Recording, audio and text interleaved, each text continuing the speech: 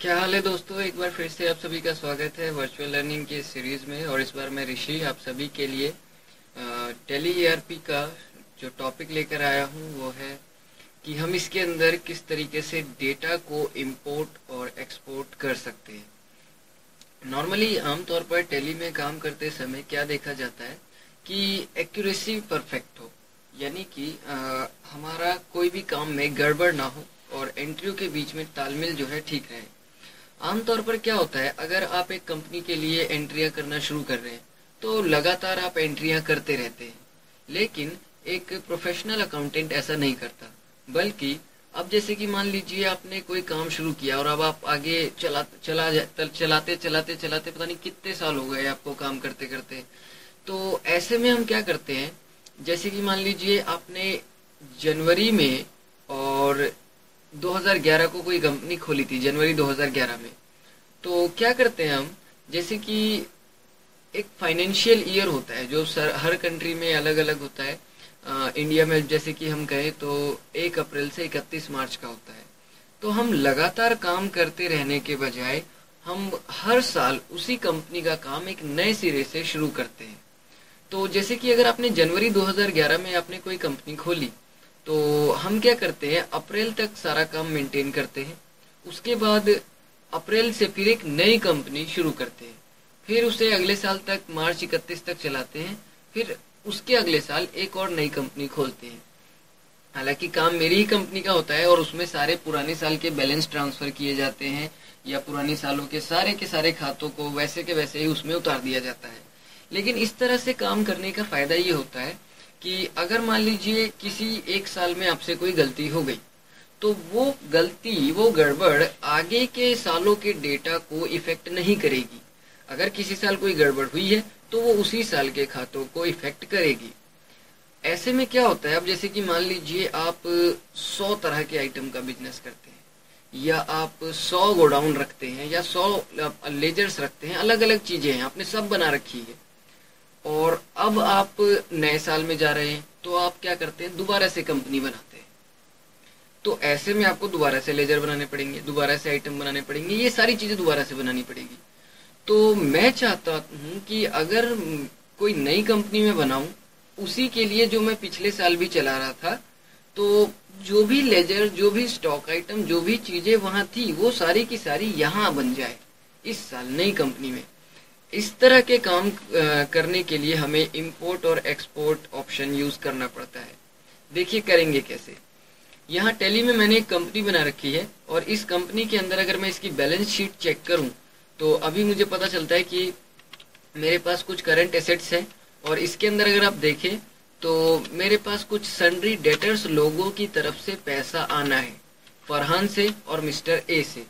इसी तरीके से और भी लेजर्स हो सकते हैं, पर अभी फिलहाल ये 2 एंट्रियां ही मैंने की हैं और उसमें मैंने इनको इतने इतने का माल बेचा है और यही ये इनका बैलेंस है। तो कुल मिलाकर अभी मेरे पास 2 ही लेजर है। जो भी है, मैं अब मान लीजिए आज जो डेट हो गई है वो डेट हो गई है 31/3/2017। आज इस साल का काम खत्म। अब इस साल का जो भी लेजर्स हैं, जो भी इनके क्लोजिंग बैलेंस है, और एक चीज और ध्यान रखेंगे कि सिर्फ उन्हीं लेजर्स का क्लोजिंग बैलेंस जो पर्सनल अकाउंट या रियल अकाउंट के हैं। नॉमिनल अकाउंट के लेजर्स जो होते हैं उनका बैलेंस अगले साल फॉरवर्ड नहीं किया जाता। तो हम यही मानेंगे कि जो भी रियल और पर्सनल अकाउंट के लेजर्स हैं और जो उनका क्लोजिंग बैलेंस है वो सारा अब 1 अप्रैल 2017 में जो मैं कंपनी बना रहा हूँ वहां भेजना है। तो यहाँ इस कंपनी से आपको क्या करना है, डेटा एक्सपोर्ट करना है। तो इसके लिए आप क्या करेंगे, यहाँ डिस्प्ले में आ जाएंगे और डिस्प्ले में आके आप आ जाइए यहाँ लिस्ट ऑफ अकाउंट में। इधर आप ये देखिए यहाँ पे एक्सपोर्ट का बटन मिल रहा है जिसके लिए ऑल्टर ई प्रेस करना है। तो यहाँ मैं ऑल्टर ई प्रेस कर दूंगा और अभी तो ये डायरेक्ट एक्सपोर्ट करने के लिए कह रहा है, लेकिन आप बैक स्पेस दबाइए और सबसे पहले इसमें जो लैंग्वेज आपको सेट करनी है वो ऑल लैंग्वेज सेट करनी है। और अगर आप इसका कोई पीडीएफ निकालना चाहें इस पूरे लिस्ट ऑफ अकाउंट का, जितने भी ये अकाउंट्स दिख रहे थे ना, ये सारे आ जाएंगे और इनका बैलेंस भी आ जाएगा। पीडीएफ में चाहिए तो, जेपीजी में चाहिए तो, वेब पेज में चाहिए तो, एक्सेल में चाहिए तो, आप इनमें से कोई सा भी ले सकते हैं। सिंपल वो ओपन करके दिखा देगा। पर हम यहाँ लेंगे XML। डेटा इंटरचेंज के लिए ये वाला फॉर्मेट लेना पड़ता है। इस जो ये फाइल प्रोड्यूस होगी उसको सिर्फ टेली ही समझ सकता है, और ये फॉर्मेट होता है XML। एक्सपोर्ट लोकेशन, इसको एक्सपोर्ट करके पहुंचाना कहाँ है? तो अगर आप ये डिफॉल्ट लोकेशन होती है प्रोग्राम फाइल्स में टेली ERP9 वाला फोल्डर, अगर आप यहाँ पहुंचाना चाहते हैं तो पहुंचा सकते हैं, नहीं तो आप अपनी कोई लोकेशन देना चाहें तो वो भी दे सकते हैं। अब जैसे कि मैं देता हूँ सी ड्राइव में मान लीजिए यूजर्स दिया मैंने, यूजर्स में मेरा जो यूजर है वो 245 है, उसका डेस्कटॉप मैंने इसमें बोल दिया कि इस जगह पर जाकर आपको डेटा रख देना है, और आप किस नाम से सेव करेंगे वो नाम भी बता दीजिए। तो मैंने इसको नाम दे दिया export.xml, ये डालना जरूरी है। मैं यहाँ पर इसे नो कर देता हूँ, या आप चलिए इसे यस कर दीजिए। इससे होगा क्या, एक्सपोर्ट करने के बाद जो फाइल है वो फाइल जहां बनी है वो खुल जाएगा। अब आपको यहाँ पर ये बताना है कि आपने किस चीज को एक्सपोर्ट करना है।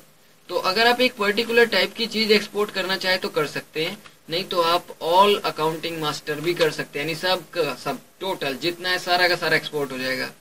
इंक्लूड डिपेंडेंट मास्टर, आप इसे यस कर दीजिए, और export closing balance as opening, यानी कि इस साल का जो क्लोजिंग बैलेंस है वो उस साल के ओपनिंग बैलेंस के तौर पर एक्सपोर्ट करना है या नहीं, तो आप इसे यस कर देंगे।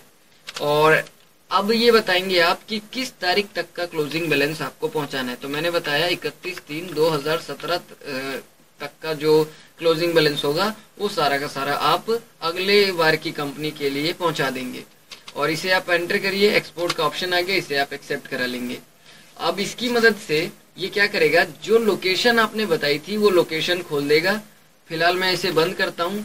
ये मैं अपने डेस्कटॉप पे आके अगर चेक करूँ, अपने कंप्यूटर के यूजर्स वाले डेस्कटॉप पे, कंप्यूटर में आया, मैं सी ड्राइव में आया, और सी ड्राइव में आकर आपको आना है यूजर्स में।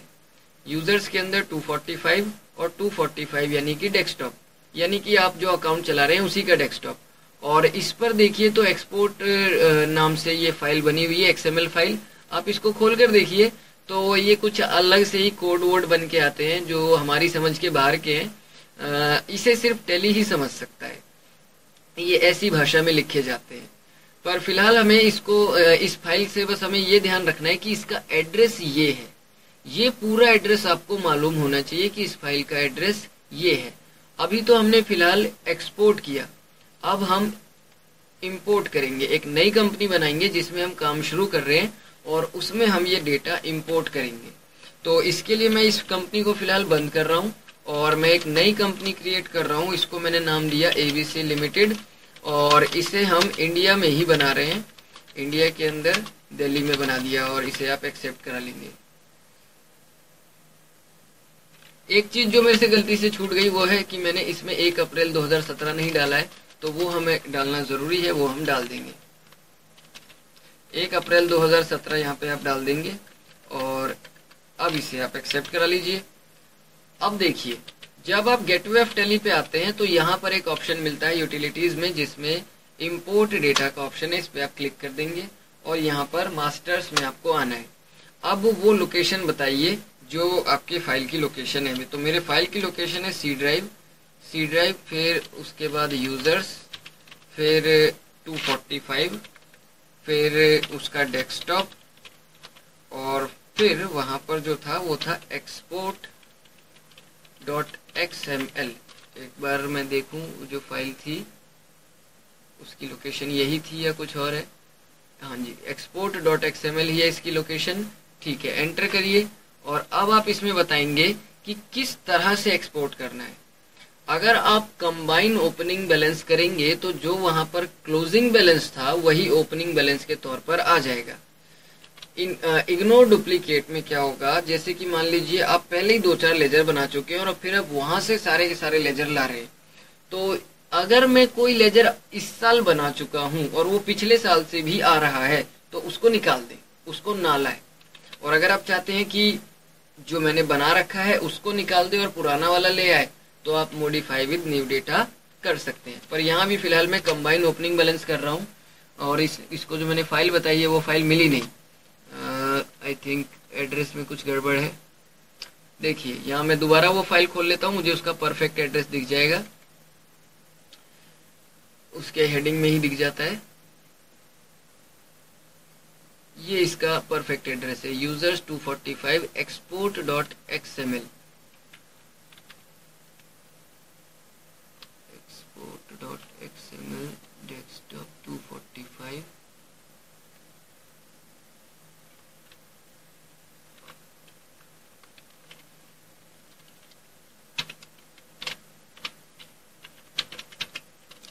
users 245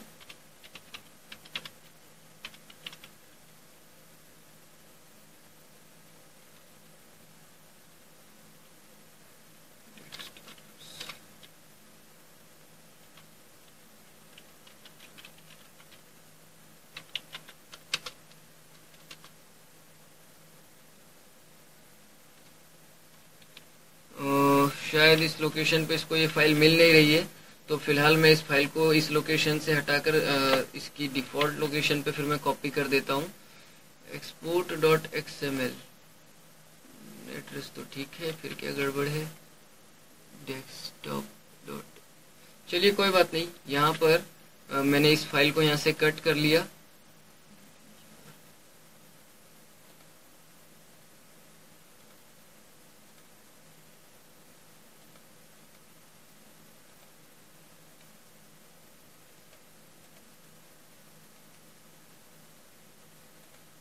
और कंप्यूटर में सी ड्राइव के अंदर प्रोग्राम फाइल्स के अंदर टेली का एक फोल्डर होता है, टेली ERP9, इसके अंदर यहाँ मैंने पेस्ट कर दिया है। और अब इस लोकेशन से मैं ये फाइल उठाऊंगा तो इसकी लोकेशन क्या होगी, इतनी दूर तक आना है, स्लैश लगाना है, export dot XML, C drive program files Tally dot ERP9, ये आपको ध्यान रखना पड़ेगा। तो सी ड्राइव के अंदर आए हम और मैंने बता दिया प्रोग्राम फाइल्स, जैसा उसमें है वही आपको यहाँ डालना है, स्पेस लगा के है फाइल्स, तो फाइल्स भी स्पेस लगा कर डालेंगे। और इसके अंदर है टेली डॉट ERP, स्पेस है क्या, नहीं, सीधे 9 है, slash export dot XML, enter करिए, एक्सपोर्ट डॉट एक्सएमएल।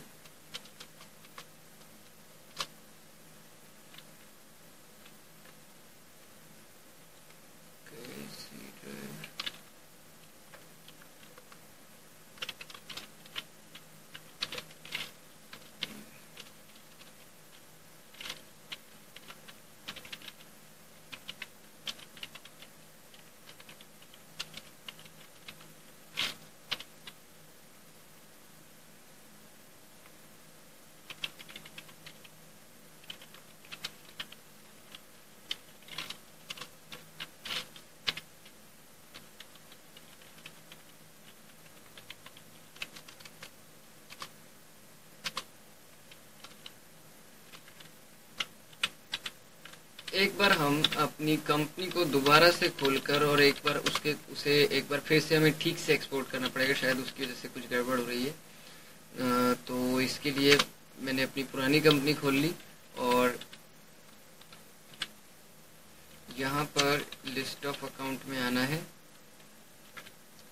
डिस्प्ले के अंदर ये रहा लिस्ट ऑफ अकाउंट, और इसके अंदर आके मैंने किया ऑल्टर E और सब कुछ चीज़ें सेट कर देंगे, XML programme files Tally dot ERP, ठीक है। और इसको मैंने नाम दे दिया एक्सपोर्ट w.xml, ओके, यस कर देंगे, ऑल अकाउंटिंग मास्टर्स, और यहाँ पर डिपेंडेंट मास्टर भी यस और ये भी यस कर देंगे, 31/3/2017, और इसे एक्सेप्ट करा लेंगे। ये फाइल हो गई, ये फाइल ओपन हो गई है। फिलहाल ये फाइल यहाँ पर आई, ये एक्सपोर्ट W नाम से जो फाइल है, ये फाइल हमने एक्सपोर्ट कर ली है। अब आप यहाँ से बाहर आइए और जो कंपनी है आपकी, ये जो हमने अभी बनाई थी, इसके अंदर मैं इंपोर्ट करता हूँ, तो सिंपल आ जाएंगे, मास्टर्स चुन लेंगे, लोकेशन अब आपको पूरी डालने की ज़रूरत नहीं है, एक्सपोर्ट W डॉट XML डाल के देखिए, ये देखिए ये फाइल उसको मिल गई। उस समय शायद लाते समय कुछ गड़बड़ हो गई थी, तो यहाँ पे इसने निकाल लिया है। अब अगर आप अपने लेजर्स चेक करें तो उसमें आपको दिख जाएगा, देखिए यहाँ पे फरहान और मिस्टर ए आ चुके हैं। और मैं अगर फरहान का खोलता हूँ तो मुझे इसका ये ओपनिंग बैलेंस भी यहाँ पर दिखा देगा, ये ऑटोमेटिक ही हो गया। असल में जो वहाँ पर हमने कट पेस्ट किया तो शायद उसमें ठीक से हुआ नहीं, तो ये प्रॉब्लम था। नहीं तो नॉर्मली हम एक्सपोर्ट इंपोर्ट सिंपल इसी तरीके से करते हैं। तो मिलते हैं दोस्तों अगले वीडियो में। इस वीडियो को देखने के लिए थैंक्स।